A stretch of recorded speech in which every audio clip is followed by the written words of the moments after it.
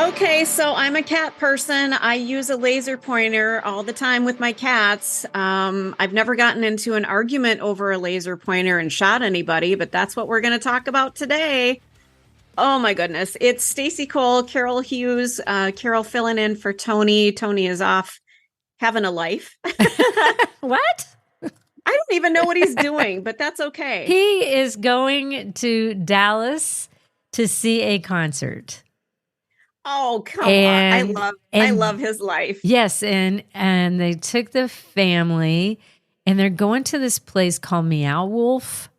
That's I don't his daughter and I were looking at it on the internet and it looks like one of the coolest places ever. Did you just say meow wolf? Yes. And it's like a weird kind of art installation interactive thing. I don't even know how to describe it. An immersive art experience. I'm looking it up now. It looks Wow. like one of the coolest things ever. And his daughter is so excited. She's 10, and she is so excited about this. So that's what they're doing. Oh, how fun. Oh, I'm looking it up. Now I'm like super, super jealous. Yes, it kind of ties into what we're talking about today. A little, just a little bit.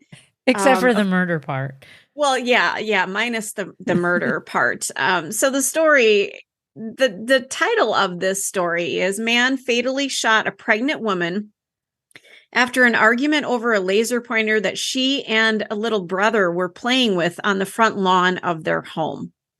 This story is out of Ohio, and we'll obviously get into the story a little bit, but I'm trying to figure out what was the deal with the laser pointer. They weren't, I don't think, playing with the cat, but I've got a laser pointer sitting next to me right now just because, if the cat comes by, I grab it and taunt him for a little bit. And then we go about our business. We never get in a fight with anybody over it.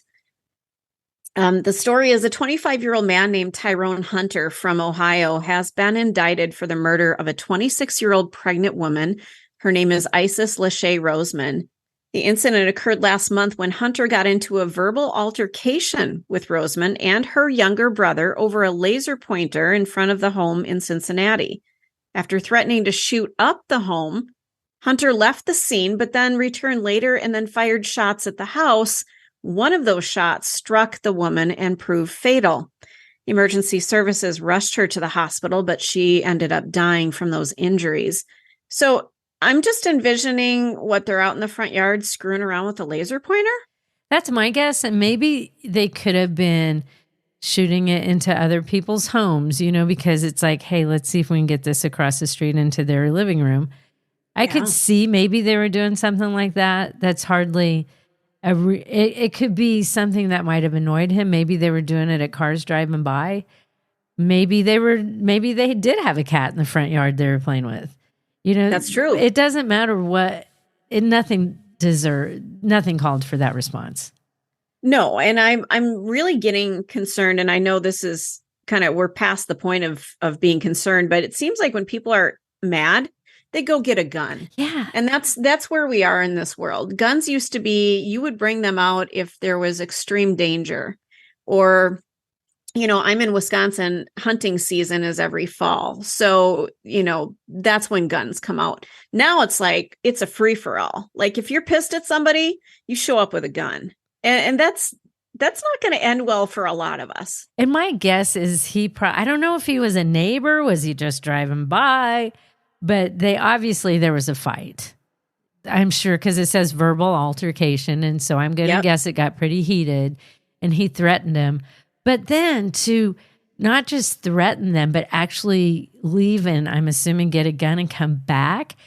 And I read that they ran into the house and the shot actually went through a window and killed her inside the house. Yeah. So by that point, they're in the house. And you're not even safe inside your home. No, and he's still shooting. Like they ran in the house and he's still shooting at the house. So he's like, I'm going to shoot up your house. And he meant it, which is just why? And now he's like, his whole life's over. He's going to sit in prison for years.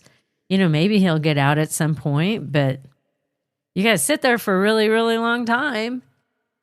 Yeah. Over what? over, you made a very good point. He may have just been driving by and maybe they pointed the laser at him and he got pissed. That's when you call the police and say, you know what, there's somebody pointing a laser pointer at people driving by or whatever. And that can be dangerous. You don't want to be staring at a laser pointer, so I could see being upset and maybe calling the cops because, that shouldn't be going on. But that's where it ends. You don't take justice into your own hands and be the judge and the executioner here. Which that's is not just how what he our did. society should be working. Yep, and that is what he did. And, well, if you continue with the story, because he shouldn't even been out. There you go. He's been charged with 2 counts each of murder and felonious assault, as well as 1 count of improperly discharging a firearm into habitation and having a weapon while under disability. It was revealed at the time of the shooting that he was out on bond for previous violent felonies and drug-related charges. He has a history of run-ins with the law, and he's been released on a reduced bond despite these concerns. And by reduced, like really, really reduced, because I pulled up another article about it. So originally his bond was set at $105,000. They have to pay 10% of that. And then he would wear a GPS device upon his release. And then they reduced the bond to $10,000. He was later arrested for robbery. His bond was revoked, but those charges were ignored by a grand jury, which I don't get that. Yeah. The prosecutor said. And then the trial court judge reinstated Hunter's $10,000 bond and removed the ankle monitor requirement prior to his release. What? And this is the guy who shot them. He killed somebody. I don't think he killed anybody, but it was a violent felony. Oh, I mean, the second time he did. The second time, yeah, when he got out. So that's on that judge. Like, they reduced that bond from $105,000. Why is he even in the streets? Why is he?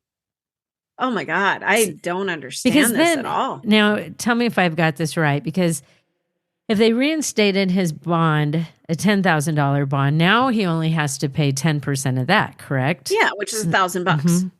So then that's how he's able to get out. I don't get it. I don't get it either. The prosecutor expressed frustration over the system's leniency, stating that criminals like Hunter should be kept off the streets and held accountable for their actions. Hunter's defense attorney denied his client's involvement in the crime altogether. Well, then how'd the woman die? Who shot her? And there has to be a reason why they arrested him for it. Exactly. There was witnesses, a video, a license plate, something. I mean, they could have tested his hand for gunpowder, If he is convicted and found guilty on all charges, he could face life imprisonment with parole eligibility after 24 years. So I don't have any words. I don't know what to say about this. It doesn't sound right. And somebody who is that willing to just go grab their gun and start shooting at somebody's house and accidentally kill somebody. We don't know if it was intentional or not, but you're shooting a gun where people are residing. So to me, that seems a bit intentional. You need to be off the streets.